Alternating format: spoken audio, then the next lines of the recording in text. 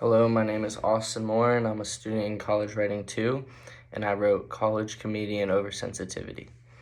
College student oversensitivity is the leading cause of comedians canceling their live performances at the colleges. University campuses have become a world of trigger warnings, microaggressions, and hurt feelings. Numerous comedians all have their own ways of saying college campuses are oversensitive and quick to make a joke more racist, sexist, and prejudiced than it intends. This is why recently more comedians believe colleges should be avoided so they can keep their career and a good record on their name. The faculty at most colleges are playing a role in promoting this behavior by telling students that they are building a community where every student can feel safe and let learning flourish. Critics argue there should be no such thing as the feelings police.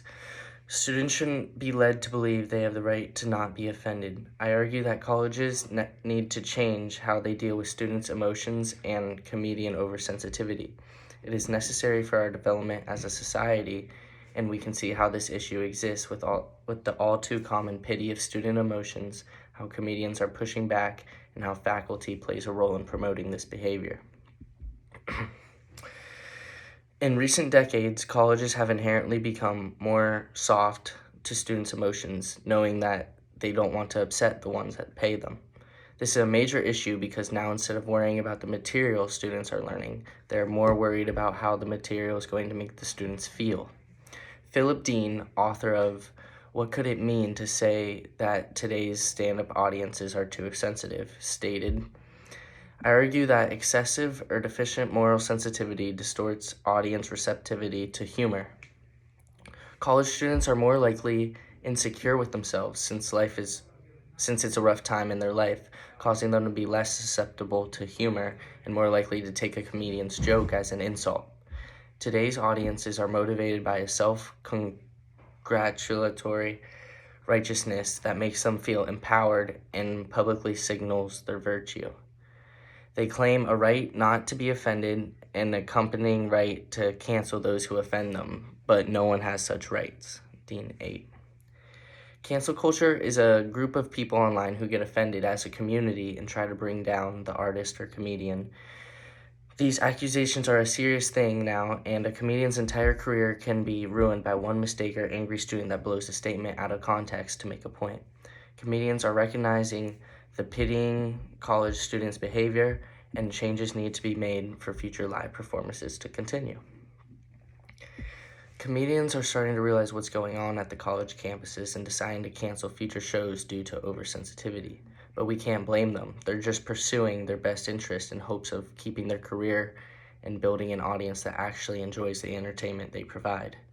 Charles Trepanney, author of Pete Davidson Talks Political Correctness in Comedy, says he won't perform at colleges. Quoted Pete where he states, I refuse to do a college after this year because it's like you're setting yourself up for trouble. Comedy is just like getting destroyed. Stand-up's about to be like sneakers. Like, hey, everyone likes sneakers? Pete Davidson is one of many great comedians that see college as a hate speech war zone, with students pointing fingers and writing articles about anything they find offensive. He had a show at UCF that led to him cussing out students for not enjoying the moment and having their phones out. Then he proceeded to call them idiots and insult the location of the campus. Another well-established comedian, Chris Rock, has accused college audiences of being too conservative. Not in their political views, not like they're voting Republican, but in their social views and their willingness not to offend anybody. Dean 7. Other top comedians like Dave Chappelle and Dan Whitney take the same stance as Chris Rock and Pete Davidson. With the rise of care for minorities and people that get singled out, times are getting harder for these comedians, and they must walk a thin line between funny and inappropriate to keep a happy audience. Now it is time for college administrations to step up to the plate they've been trying to avoid. Either give in to students allowing for feelings on campus to flourish and all fun events evaporate from our eyes, or realize it's a small number of students who have been babied for too long, ruining it for the majority. Troy Warden, author of Comedians Aren't Allowed to Be Funny on College Campuses, presents his position that if humor is banned from universities, the rule of campus crybabies might become so intolerably bland and totalitarian that peers might finally stand up to them. So if everyone's scared of the students, who's going to stop them? Some articles suggest that students must stand up to each other to solve this matter, but I believe that this is a problem that university faculties have created and don't know how to stop. When students see other students getting benefits from complaining or being offended, it only promotes the issue to spiral out of control and they can't stop it. Greg Lukianoff and Jonathan Haidt, authors of The Coddling of the American Mind, wrote, "But social media has also fundamentally shifted the balance of power in relationship between students and faculty. The latter increasingly fear what students might do to their reputations and careers by stirring up online mobs against them. It is not the college's problem to deal with students' emotions in the first place. It should be a place with strict academic criteria that students either choose to learn and pass or fail. Schools already avoid offending students as much as possible, so if the criteria offends the student, then maybe it's not the text, it's the student.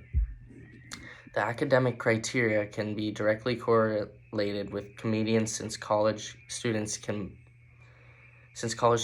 find both offensive.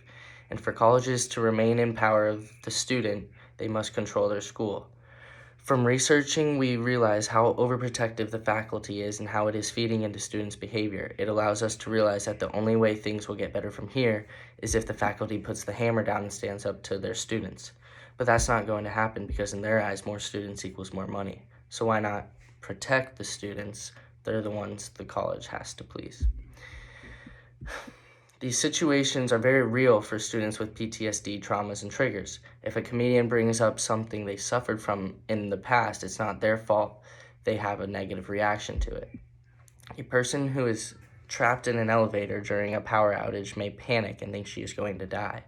That frightening experience can change neural connections in her amygdala, I don't know how to exactly say it, leading to an elevator phobia. If you want this woman to retain her fear for life, you should help her avoid elevators. Lukianoff and Haidt, 36. We can't cancel elevators and make it so this woman can never see one again, but we can try and avoid going near them. This should work with comedians too.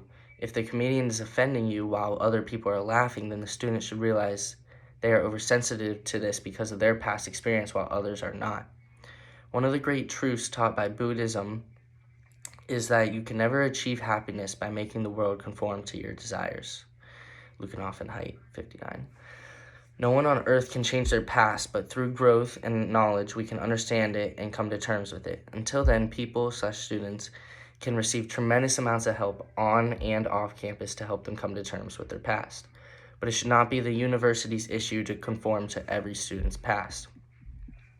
It is wrong and mistaken to blame and cancel someone for making jokes about something you've suffered from in your past that they had no knowledge of. No college comedian has intentions of going on stage and offending students, but it just happens when they're trying to make an audience laugh. Because of students' activity in cancel culture, comedians are canceling their shows at the realization it could all be over because of one kid's hurt feelings. This is a matter that must be given serious thought, and faculties need to fix the issue themselves. And just maybe, once they realize the oversensitivity they feed into, comedians will start to return to colleges.